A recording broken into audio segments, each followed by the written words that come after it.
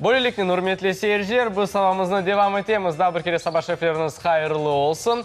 Multfilm pek meraklı şekilde geçti. Evet. Bağlar için bağlar tilini öğrenmeye devam edelim. Biz de onların beraber öğrenemiz ve öyle kahramanlarımızın hikayelerini dalamız.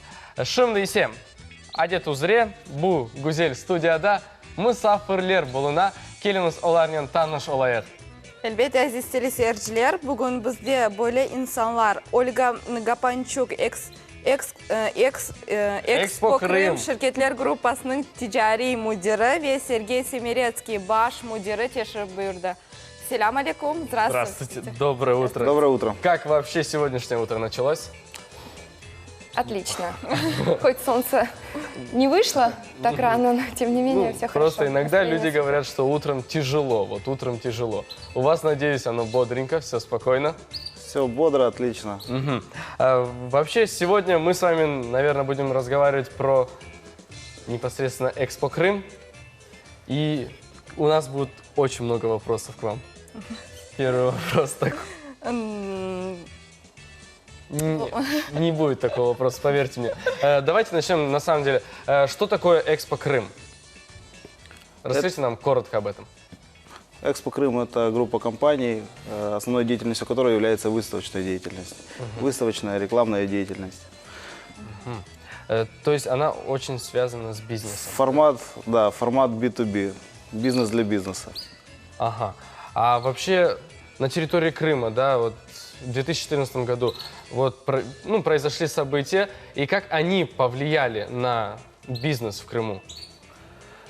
Компании Экспо Крым уже 7 лет, но в 2014 году приобрел новый оборот. Образовался вакуум, и слаженная команда, желание действовать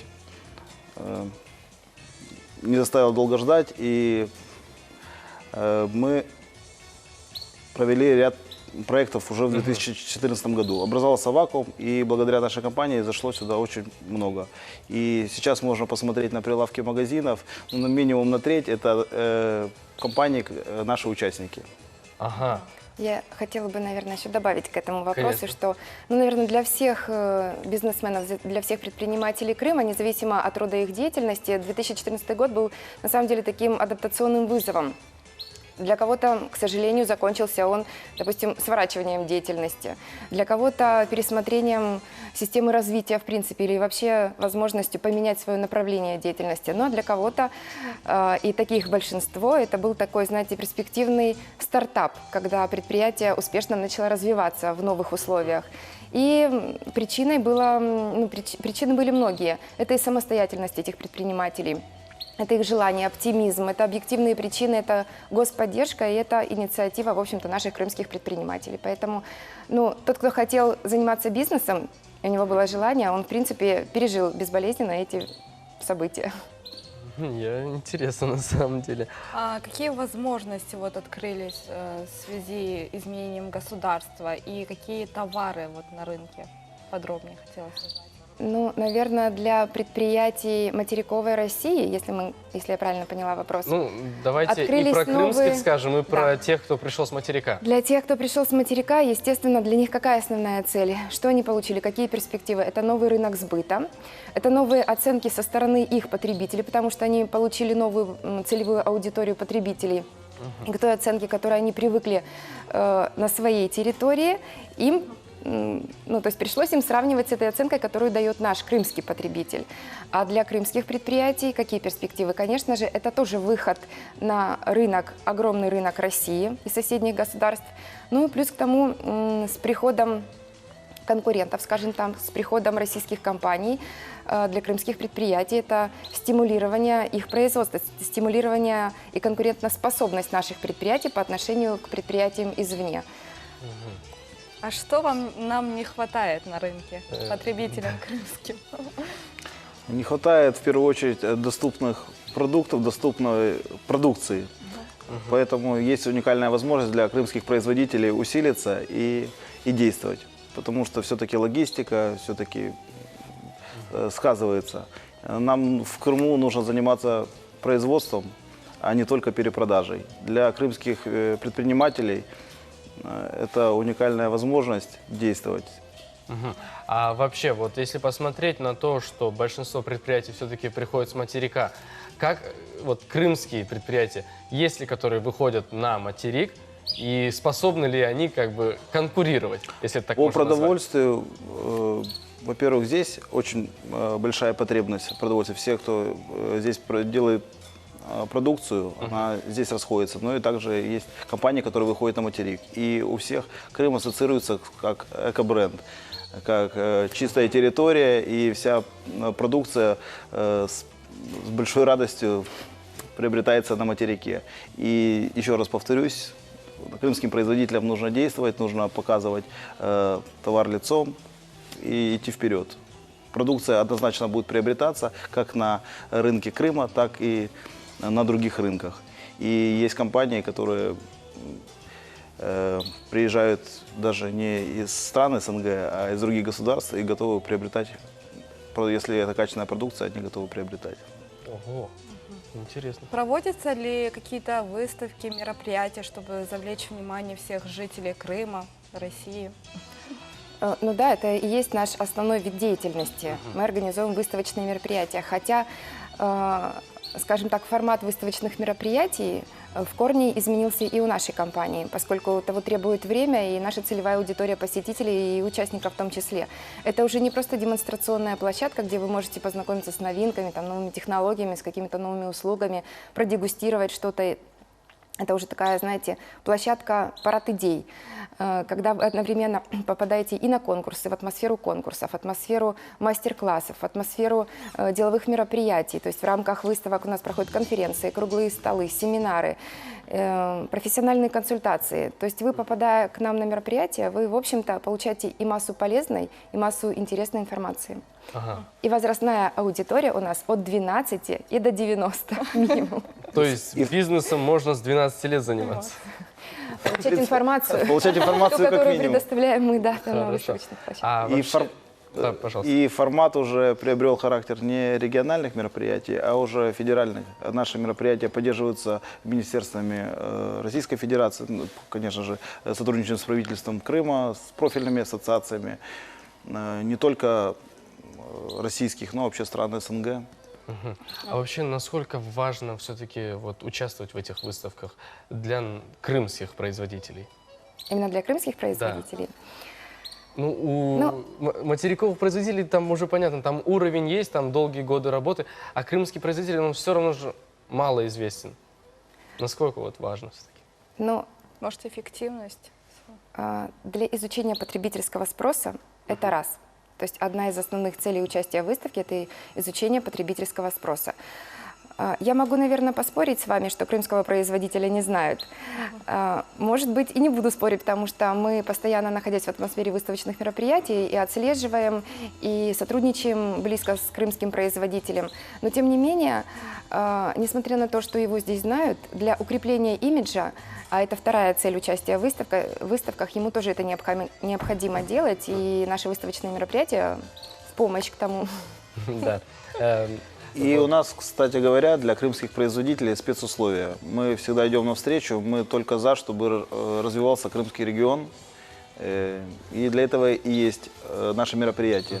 Причем посетитель не только крымский у нас, а посетители к нам приезжают с юга России, из других регионов, кто на разведку, кто ознакомливаться с новыми брендами, кто-то с какими-то другими целями. А вот тогда сейчас такой вопрос. Ну, а все-таки зачем делать выставки? Ведь сейчас очень много такой вот рекламы, да, которая вполне может спокойно показать всю продукцию, рассказать о ней. Человек может зайти на сайт, просто покликать, там посмотреть и всего узнать. Почему именно выставки? Разве это еще актуально? Это очень актуально, потому что ничто не заменит человеческого общения. И даже те же информационные технологии, они все делают свою презентацию на выставках. Посмотрите, Digital весь презентуется на каких-то ивент-мероприятиях. Это однозначно полезное дело, и оно всегда будет актуально. Какие бы технологии ни были, все равно ничто не заменит человеческого живого общения. это совсем другая энергетика, это совсем другое восприятие. Ну, можно потрогать, пощупать, понюхать, попробовать. Ну и потом, есть у нас одна сторона, допустим, жизни духовная, культурная, да, допустим, для того, чтобы как-то развиться духовно-культурно, получить дополнительную информацию, что мы делаем. Мы посещаем музеи, мы ездим на экскурсии. Для того, чтобы понять, как меняется быт вокруг нас, ну, как минимум, мы должны посещать выставочные мероприятия, потому что вся информация о том, что окружает нас, сосредоточена там. А вообще, как часто у вас проводятся эти выставки? У нас вообще в этом году уже 12 проектов. Запланировано или уже проведено? Или вообще на год у вас так именно У проводится? нас запланировано 12 проектов, из них мы уже провели 6 на первое полугодие, на второе полугодие еще 6. Когда самый ближайший выставочный такой проект? Пользуясь случаем, мы приглашаем всех. В четверг у нас мероприятие. Это будет с 13 по 15 мебельная выставка. Стартует весенний сезон. Будет много очень интересных новинок, новых брендов. Так что мы приглашаем вас, всех телезрителей. Будет порядка 80 участников, из них 16 участников – это крымские производители мебели. Ого. Половина из них, которые впервые участвуют в выставке. Это будет очень интересно. Своеобразная дегустация, наверное. Да, причем анонсируем, создается ассоциация мебельная, так что будем содействовать продвижению мебельного бизнеса на другой уровень. Ну. И также будет федеральная программа «Квартирный вопрос». Ого.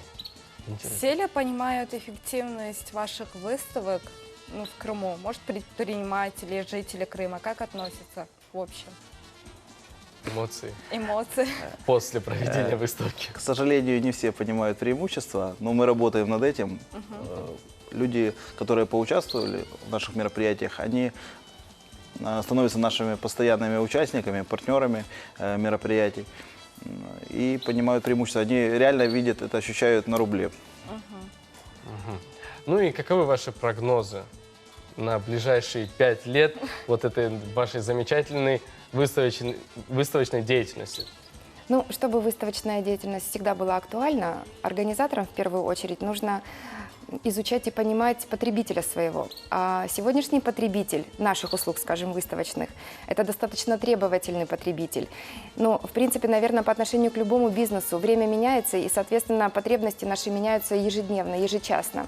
Поэтому здесь нужно быть, как бы так сказать, на гребне волны, и изучать постоянно и потребительский спрос, и понимать, что от нас хочет потребитель. И для того, чтобы быть актуальными среди этой потребительской аудитории, нужно все время нашего целевого посетителя удивлять. То есть всегда привносить что-то новое. Вот я не зря сказала, что формат наших мероприятий постоянно меняется. Мы обязательно что-то добавляем. Если это не шоу, если это не показ, значит, это конкурсы среди посетителей. Это очень интересные конкурсы, профессиональные и специализированные. Допустим, вот на строительной выставке, пользуясь случаем, скажу, что будет очень интересный конкурс среди студентов и, в принципе, всех желающих. Это ваше видение Крымского моста. Вы можете предоставить свой проект из любого материала. Замечательные призы. То есть все это очень интересно. На фоне того, что это профессионально, это еще и вызывает чувство восхищения, удивления, знаете, а это такие уже положительные эмоции. Поэтому мои прогнозы выставочной деятельности быть еще очень долго, до тех пор, пока мы живем не в виртуальной жизни, а в реальной, выставочная деятельность будет от развиваться. себя хочется добавить, что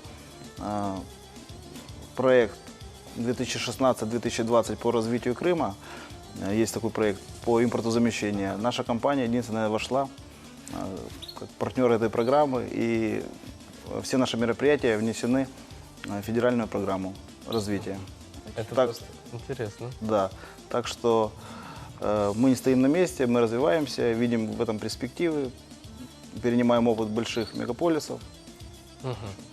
Тогда можно ли попросить у вас для наших телезрителей пожелания? Вот так же, чтобы люди развивались так же стремительно, как и вы. Ну, прежде всего, хотелось бы пожелать, чтобы утро каждого человека начиналось с оптимистического настроения. И тогда все у него получится. И в бизнесе все будет в порядке. И вокруг него будут улыбаться. И он будет всегда доволен, эмоционален.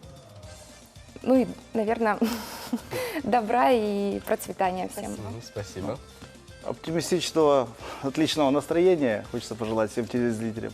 И для того, чтобы что-то получалось, надо что-то делать.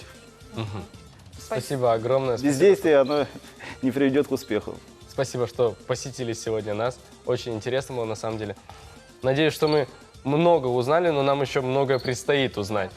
Ребята, мы вас приглашаем, приезжайте. Обязательно. Спасибо огромное. Спасибо. Спасибо. Бойлылыктың урметлі сейіршілер, біз яйынымызны девам етеміз. Сағлық шынды ең мұйымдыр, чүнге сабақтан сіз тұрдыңыз. Bir şeyler yapmağa gerek. Elbette aziz teleseyirciler, men belesem ve inanam, siz sportnen oğraşasınız. Oğraşmağan olsanız bugünden başlanız. Bizim tefsiyelerimiz ve bizim idmançılarımız sizge gerekli şeylerini anlatır. Buyurunuz.